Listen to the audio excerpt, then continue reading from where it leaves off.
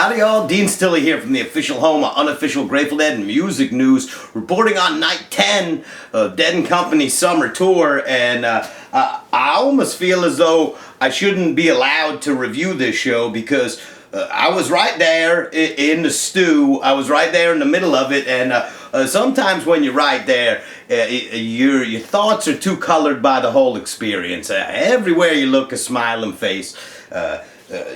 You're hugging people you know, you're hugging people you don't know. It's an absolute love fest, and that can color the sound sometimes. So it took me a while after the show. We went to Wohop. I had to go to Chinatown, as is customary, and get some Chinese food, and plenty of time driving, so I'm able to listen to the show again on a head that's not all full of, the environment, because that'll change things. That'll color the experience for sure.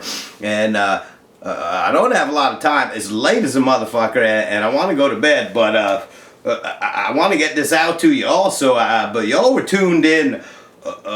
They get this thing started, and they're just killing it on Shakedown. Shakedown was outstanding. Get damn near 15 minutes worth of Shakedown, full of powerful jams. And I guess in comparison, that one of Mansfield was a ballad. So the one we're getting tonight at City seemed like it was full of fire, and it was moving along just fine by me. And I'm not as young as I used to be, so I'm not saying I needed to move at the 83 cocaine speed. I don't necessarily need that, but this one was moving along just fine for me. I thought the pace was picked up incredibly, and you got 15 minutes of Shakedown. That was just, we were having fun. We were deep in it.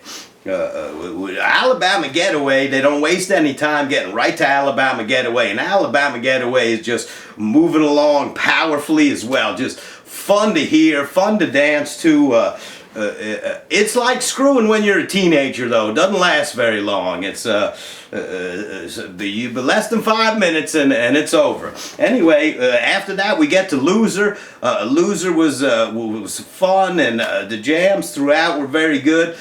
John on It Hurts Me Too. That's another tune that's that one's kind of right where his sweet spot is, and he did a great job on that.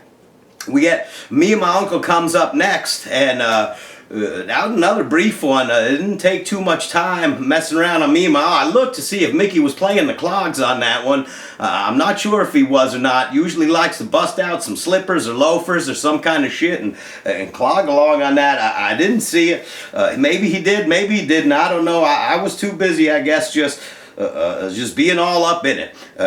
Sugar E comes next, and Sugar E's Mayor hits the G spot on that one every time.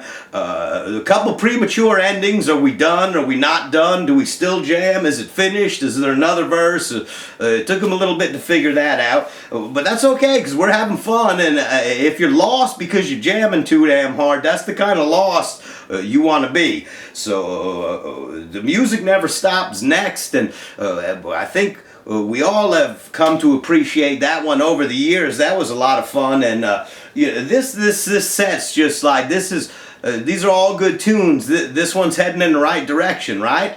And just like you're going home with the prom queen, and you're feeling you're at the top of your game, right? You get home, and what do we get next? Easy Answers. You get the prom queen home, you got whiskey dick. Nothing happens. We get Easy Answers. An outstanding set. Maybe Weir saw me in the front row, wanted to say fuck you, played Easy Answers. Maybe that was it. I don't know. I have no idea, but I know Easy Answers. Boy, that one just whoof. There go the energy from the whole set, went out the window on Easy Answers. When that one's done, we need medical attention for people up front. People started dropping like flies. They started needing medics everywhere. So Easy Answers killed a lot of damn buzzes, but that's okay, because we're having a good time. This is a good show, and it's a love fest. We're all in the soup. We're all in love. A Kreutzmann's hat, it was new. I was worried because he had a new hat. And speaking of hats, a big shout out to my brother Dan, the man Simpson, on the hat he sent me. I appreciate that. Then another Dan the Shoe sent me a ton of wrestling swag from his college for my son and I. Can't thank you enough. A big box of tons of stuff. So thank you all for the gifts. Love you long time. Totally appreciate it. And thank you. So Kreutzmann's hat's new, and I'm concerned. It's forward, so I'm thinking single harness is just fine. You don't need the full harness. Single strap, right, or lap belt will suffice, because not only is the hat forward, but it's new. And I'm worried that it's new, because I guess at some point you need a new hat. But that old one probably smelled like a foot after a while. I don't know. And he had a new hat on, so I was worried about it. But it worked just fine. It worked just, at least he had it. At least he had it. I was happy about that. Anyway, intermission. It's just a big love fest of sorts. And but we're just having a blast. They come out, they do the Love Supreme. It was funny. They came out, and Caminti's, he's doing a little help slip. Frank sounded like a little help on the way, sounds like he's playing around with, and then a little bit of Dark Star came from somebody, and then they start this jam, sounds like it's going to be trucking, and it ends up, it's a Love Supreme. It ends up being the Love Supreme jam, and that right into the other one. And I'm going to tell you something, I was ready for a long night of jamming. I powdered my undercarriage like I was making donuts. I was ready for the long haul, and I danced so hard during the first set. I don't know if I had any powder left on my undercarriage, but if I did, Oteil knocked it off with the damn opening chops of the other one. If there was any powder left on my nuts, they got knocked off during that other one lick.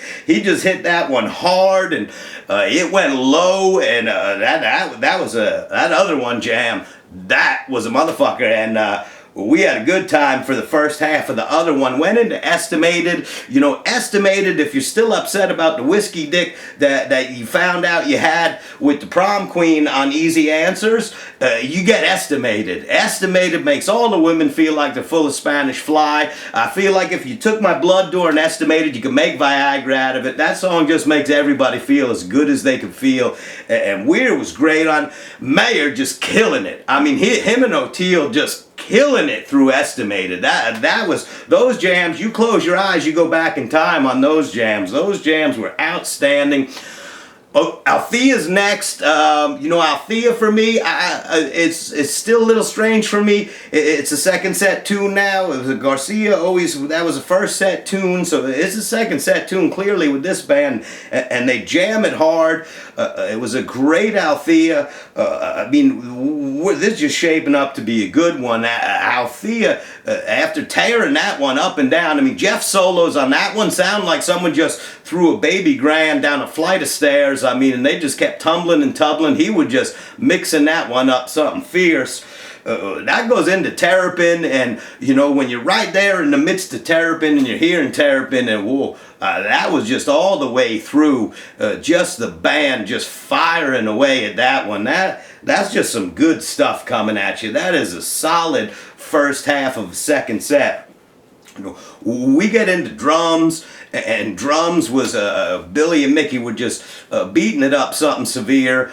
Space had some incredible jams going on in it that ultimately turned back into finish the other one that we started a little bit earlier, and those jams were great, and you hear it right away, Caminti throwing the notes out for the days between. And if there's a song of Garcia's that I personally love Weir on, it's The Day Between. And I understand some of you might not agree with that, but for me, that's the best Garcia ballad on Weir, is The Days Between. I thought he was amazing on that, powerful, always loved him on that one. And I think part of the reason is because, The Days Between, that story is his story too. So, there's a connection. It's very believable for me to hear him sing that, because it's his story too, and he sang the living daylights out of it. It was a good one. They took their time getting through it, and it was a good one. Then we get to U.S. Blues, and I mean, we're just having fun now. We got a bunch of people that are having a blast. They're trading verses like they do. I think it's a great idea that Mayer gets to Steal Your Wife verse now, because he's probably the most likely one up there to steal anybody's wife. Anyway, we won't argue about that, but the jams were fun, and it was a powerful closer. I mean, what a good time.